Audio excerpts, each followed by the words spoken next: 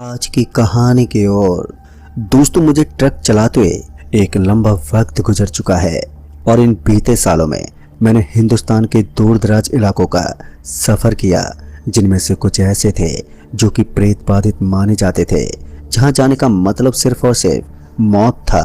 पर मैंने इन सब बातों को दरकिनार कर उन सभी रास्तों से गुजरा जो मोस्ट हॉन्टेड थे।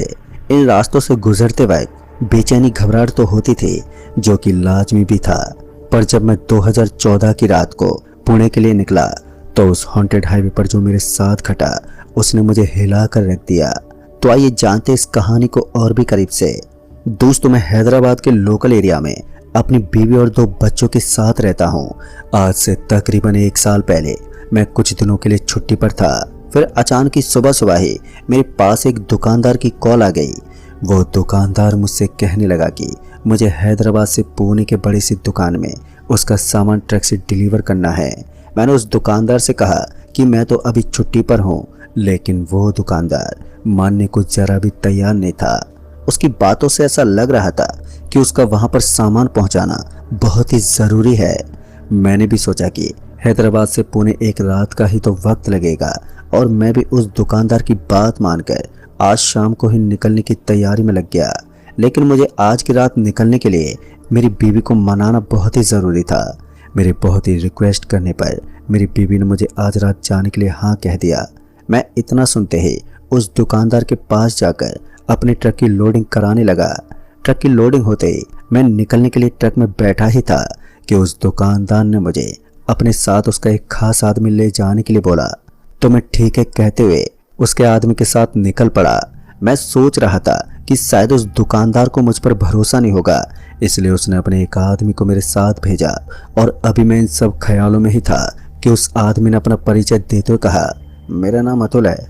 मैंने उस आदमी की बात पर अपना अरविंद नाम बताते उस आदमी से पूछा, आपको ट्रक तो चलानी आती होगी ना, क्योंकि हमें रात भर तो लगी जाएंगे पूना पहुँचने में, और आप भी थोड़ी दूर तक ट्रक को चला लेंगे तो मुझे भी काफ़ी मदद मिल जाएगी। तभी अतुल ने मेरी बात पर जवाब देते हुए कहा, हाँ क्यों नहीं, जब आप थके हुए महसूस करें तो मुझे बोल देना, मैं ड्राइविंग कर लूँगा। अब हम दोनों आपस में बातें करते हुए आगे की तरफ बढ़ रहे थे और देखते ही देखते अब रात के 10 बजने को आए थे और पहले के मुकाबले आज हाईवे पर बहुत ही कम गाड़ियाँ चल रही थी। इक्का दुक्का गाड़ियाँ ही दिख रही थे। मैंने वहीं पर बैठे अतुल से कहा, यहाँ पतिघनपुर में बिरयानी बहुत फेमस है, ज़रा हम भी तो देखें कि यहाँ की बिरयानी इतनी फेमस क्यों है। मैंने ट्रक को बिरयानी वाले ढाबे से थोड़ी दूर पर लगाकर बिरयानी खाने चला गया। अब मैंने बिरयानी ऑर्डर की ही थी कि अतुल ने बिरयानी के साथ एक देसी शराब का भी ऑर्डर दे दिया। अब मैंने उसे बहुत ही समझाया कि दारू पीकर ड्राइव कैसे करेंगे, पर अतुल मेरी बात सुनने को तैयार ही नहीं था। एक देसी दारू के साथ बिरयानी देखकर दूर से मुंह में पानी आने लगा था। अब हम दोनों पूरे मजे में बिरयानी और देसी दारू का लुत्फ उठाने में इतना मगन हो गए थे कि देखते ही देखते हमने कब 3 बोतल खाली कर दी, हमें पता ही नहीं चला। अब देसी शराब ने हम पर अपना असर दिखाना शुरू कर दिया था, लेकिन अभी हम होश में थे। अतुल ने मुझे अब चलने के लिए कहा, लेकिन मैंने सोचा कि नशे के हालत में अगर गए तो भारी नुकसान हो सकता है, इसलिए मैंने अतुल से थोड़ी देर आराम करने को कहा। अब मैं और अतुल वहीं ढाबे के बाहर लगी खाट पर बैठे आपस में हंसी मजाक बातें कर रहे थे कि वहीं हमारे बगल में बैठे थोड़े बुजुर्ग आदमी ने कहा, कहाँ जा रहे हो, क्या बात है, आप लोग बड़े ही खुश लग रहे हैं। उस आदमी की बात सुनकर मैंने जवाब देते हुए कहा, यहीं पुणे माल डिलीवरी करने के लिए जा रहे हैं हम लोग। तभी मेरे पीछे से अतुल ने थोड़े नशे की हालत में शायरी सुनाने लगा कि मुझे तो अपनों ने लूटा, गैरों में भी दम था, कि मुझे तो अपनों ने लूटा, गैरों में भी दम था। मेरे दोस्त ने कहाँ तैरना सीखा जहाँ पानी कम था। इतना सुनते ही हम जोर जोर से हंसने लगे। अभी रात के लमसम 10:30 बज रहे होंगे, लेकिन ढाबे पर लोगों की इतनी भीड़ थी जैसे मानो कि दिन के 10:30 बज रहे हों। अभी आपस में हंसी ठिठोले ही कर रहे थे कि अतुल ने कहा कि यहाँ की बिरयानी बहुत ही स्वादिष्ट है, मैं अभी पैक करवा के लाता हूँ, उधर से आते वक्त हम रास्ते में खा लेंगे। और इतना कहकर अतुल बिरयानी पैक कराने चला गया।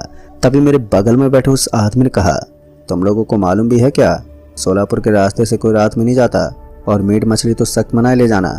सोलापुर से रात में गुजरने वाले लोगों का कहना है कि रात के वक्त उस रास्ते पर शैतान जाग उठता है। बहुत लोगों का उस रास्ते पर एक्सीडेंट से मौत भी हो चुकी है। मेरी बात मानो तो आज रात यहीं रुक जाओ, कल सुबह निकल जाना। तभी मैंने हंसते आवाज में कहा, क्या चाचा जी, खाली फोकट में डरा रहे हो आप। मैं भूत वूत पर यकीन नहीं करता। 10 साल से ट्रक चला रहा हूँ और ऐसे बहुत से रास्ते से रात के वक्त गुजरा हूँ। भूत प्रेत पर मैं यकीन नहीं करता, लेकिन आप कह रहे हो तो कुछ देर यहाँ पर आराम कर लेते हैं, फिर निकल जाएंगे, क्योंकि कल सुबह होने से पहले ही मुझे माल की डिलीवरी करनी है। तभी उस आदमी ने मेरी बात पर कहा, मैं तो बेटा तुम्हें सचेत कर रहा था, अब आगे तुम्हारी मर्जी। अभी वो आदमी इतना कह ही रहा था कि तब तक अतुल बिरयानी लेकर आ गया और हम वहीं ढाबे के बाहर खाट पर बैठे हंसी मजाक करते हुए कब नींद के आगोश में आ गए हमें पता ही नहीं चला। फिर मैंने अचानक ही अपने आप को एक सुनसान जंगल में पाया। मैंने चारों तरफ देखा तो गहरा सन्नाटा पसरा हुआ था और फिर अचानक ही मेरे पीछे से औरतों की हंसने की आवाजें आने लगी। मैंने पीछे पलट कर देखा तो मैं वो नज़ारा देखकर थर-थर कांपने लगा, क्योंकि वो कोई औरत नहीं बल्कि एक चुड़ैल थी। अब मैंने अपनी पूरी जान लगाकर सामने की तरफ भागने लगा कि अचानक ही मेरे सामने एक बड़ा सा जानवर आ गया जो दिखने में एक दानव के जैसा प्रतीत हो रहा था। फिर मुझे लगा कि किसी ने बहुत ही तेज मेरी पीठ पर किसी धारदार हथियार से हमला किया है। तभी हड़बड़ाते हुए मेरी नींद खुल गई तो मैंने देखा कि मैं और अतुल वहीं रोड पर लेटे हुए थे। जो ढाबा कुछ देर पहले लोगों से भरा हुआ था, पर अब एकदम से उस जगह पुराने खंडर की तरह दिखाई पड़ रहा था। तभी मैं जल्दी से अतुल को उठाने लगा कि तभी मुझे अपनी पीठ पर बहुत ही तेज दर्द महसूस होने लगा। अब मैंने अतुल को उठाया और जल्दी से निकलने को बोला और अब हम तेजी से ट्रक की तरफ बढ़ने लगे थे कि तभी अतुल ने मुझे देखकर जोर से चीखते हुए कहा, ये तुम्हारी पीठ पर पंजे का निशान कैसे? तभी मैंने घबराते हुए अतुल से बोला, पहले ट्रक में चल, यहाँ कुछ ठीक नहीं है। फिर मैंने अतुल का हाथ पकड़कर जोर से ट्रक की ओर भागने लगा और हम भागते हुए ट्रक के पास पहुंचे और बिना किसी देरी किए तुरंत ही हम ट्रक में बैठे। मैंने ट्रक चालू किया और सामने की ओर पूरी रफ्तार में भगाने लगा। अब मेरे समझ में कुछ नहीं आ रहा था कि हमारे साथ ये हो क्या रहा था। अब मैं और अतुल बड़े हिम्मत के साथ आगे बढ़ रहे थे। चारों तरफ गहरा सन्नाटा पसरा हुआ था और अभी हम तकरीबन 2 से 3 किलोमीटर आगे बढ़े ही थे कि वही आदमी जो हमारे साथ वहां पर बैठा हुआ था, अब वो सड़क के किनारे से लिफ्ट का इशारा कर रहा था। लेकिन मैंने गाड़ी रोकना ठीक नहीं समझा। जब मैंने ट्रक को उसके बगल से निकाला तो मैंने देखा कि वो आदमी बुरी तरह से जख्मी हो चुका था। अब इतना देखते ही मैंने ट्रक को रोककर उस आदमी को अंदर आने का इशारा किया और जैसे वो आदमी ट्रक में आकर बैठा तो मैंने देखा कि उसके शरीर पर वैसे निशान हैं जैसे मेरे शरीर पर उस डरावने सपने के बाद बन गए थे। मैंने उस आदमी से पूछा कि आप तो हमारे साथ थे, फिर एकदम से यहाँ कैसे पहुँच गए और इतनी चोटें कैसे लगी आपको? उस आदमी ने मेरी बात सुनकर कपकपाती हुई जुबान में कहा कि तुम लोगों के साथ मैं भी वहीं सो गया था कि तभी एकदम से मेरी आंख लग गई तो मैंने खुद को इस जंगल में पाया। इससे पहले कि मैं कुछ समझ पाता कि मेरे सामने से अचानक एक बड़ा सा काले रंग का जानवर जैसे दिखने वाला कोई दानव मुझे देखकर मेरी तरफ दौड़ने लगा। मैं उसको देखते रोड की तरफ जोर से भागने लगा। एक पल को तो मैं उस जानवर के गिरफ्त में आ गया था, पर मेरी कुछ भी समझ में नहीं आ रहा था कि मैं क्या करूं कि तभी मुझे तुम्हारी ट्रक आती हुई दिखी, जिसकी आवाज़ सुनकर वो जानवर मुझे छोड़कर जंगल की ओर भाग खड़ा हुआ। दोस्तों, मैंने उस आदमी की बात सुनते ही ये समझने में देर नहीं लगी कि यहाँ पर कोई बुरी शक्ति है जो हमें आगे नहीं जाने देना चाहती। मैंने पूरी हिम्मत के साथ लगभग 70 की स्पीड से गाड़ी को भगाने लगा कि तभी अचानक ही कोई काली सी परछाई ट्रक के शीशे से टकराते हुए आर पार चली गई। इतना सब देखकर हम लोग बुरी तरह से डर गए थे। अभी मैं ट्रक पूरी स्पीड से भगा ही रहा था कि मैंने ट्रक की स्पीड से एक 15 साल के बच्चे को दौड़ते देखा। मुझे उसका शरीर तो साफ साफ दिखाई नहीं दे रहा था, लेकिन उसकी आंखें सुर्ख लाल रंग की उस अंधेरे में साफ साफ दिखाई पड़ रही थी। मैंने अतुल और उस आदमी को उस लड़के को दिखाया तो उस जख्मी आदमी ने कहा कि ये कोई इंसान नहीं है बल्कि ये एक प्रेत है और हम इसके नज़र में आ गए हैं। अब ये हम में से किसी को नहीं छोड़ेगा। तभी मैंने अतुल से उस आदमी को समझाने के लिए बोला और मैं भी बुरी तरह से परेशान हो चुका था कि एकदम से सारी घटनाएं हमारे साथ क्यों घटने लगी थी कि तभी मुझे उस आदमी की कही गई बात याद आ गई। सोलापुर हाईवे से जाते वक्त मीट और मछली नहीं ले जाते और हम इस वक्त सोलापुर हाईवे पर ही थे। मैंने तुरंत ही अतुल से पूछा कि कहीं तुम बिरयानी लेकर तो नहीं आ गए? अतुल ने घबराते हुए कहा, हाँ ये रही बिरयानी।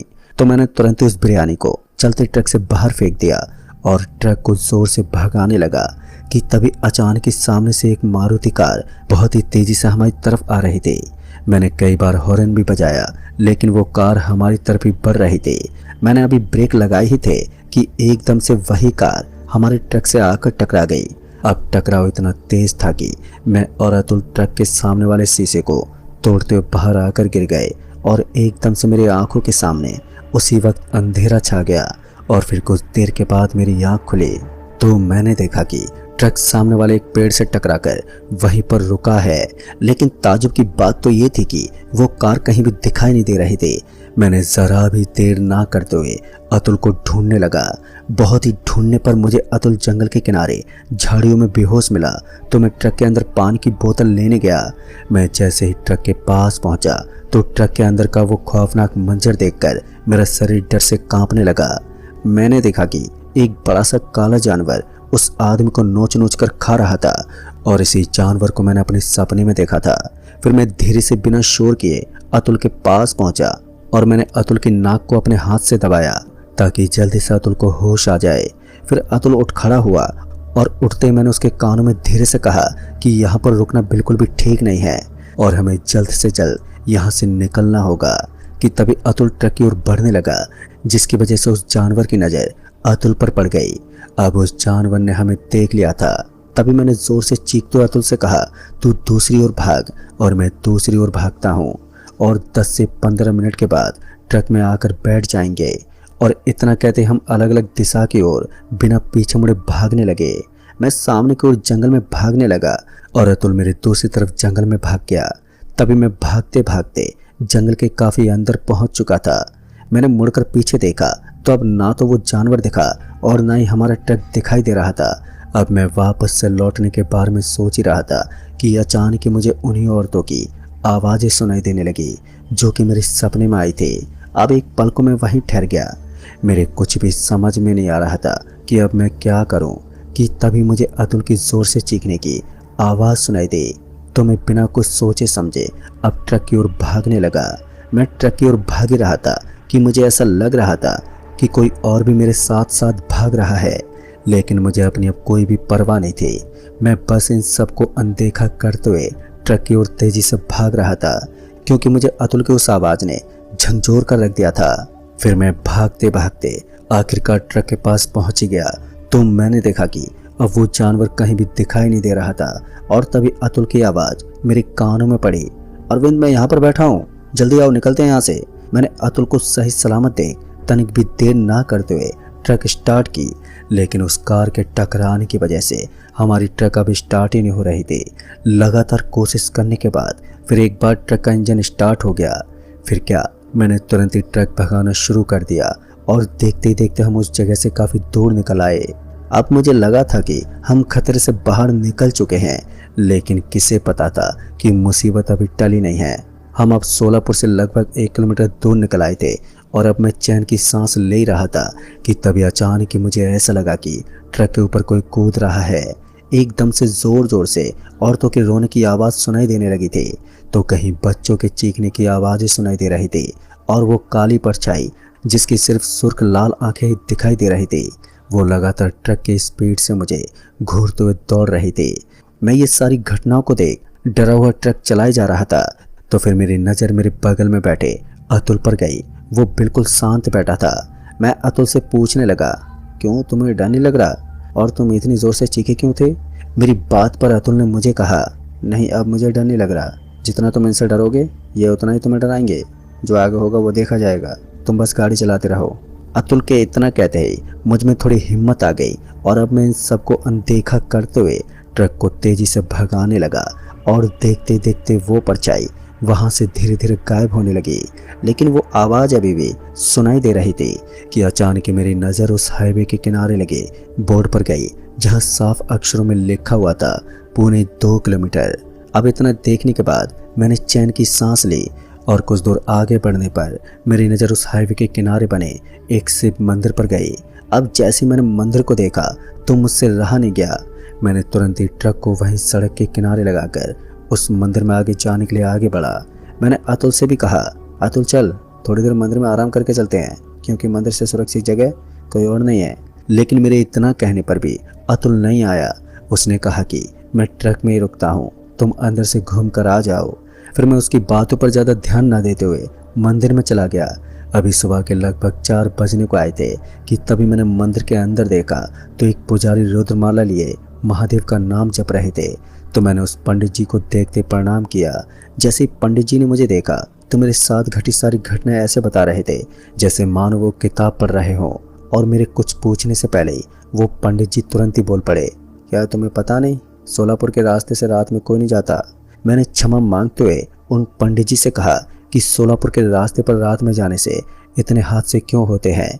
तो पंडित जी ने मेरा सवाल सुनकर उस रात घटी घटना के बारे में बताने लगे। दोस्तों, उन्होंने बताया कि आज से 20 साल पहले रात के वक्त एक गांव का सरपंच अपने पूरे परिवार के साथ जा रहा था कि एक ट्रक ड्राइवर ने शराब के नशे में सरपंच की गाड़ी ठोक दी, जिसमें सरपंच के साथ उसका पूरा परिवार मारा गया। तब से सोलापुर के हाईवे पर तमाम एक्सीडेंट होने लगे थे और तभी से रोड हॉन्टेड हो गया है।